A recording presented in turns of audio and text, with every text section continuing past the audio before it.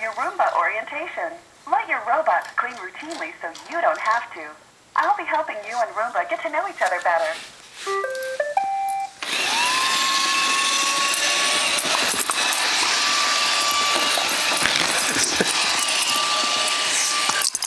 Because the more you learn about Roomba, the more time you'll save. And the more Roomba learns about you and your space, the cleaner your whole household is.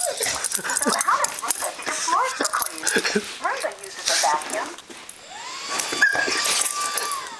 a series of brushes,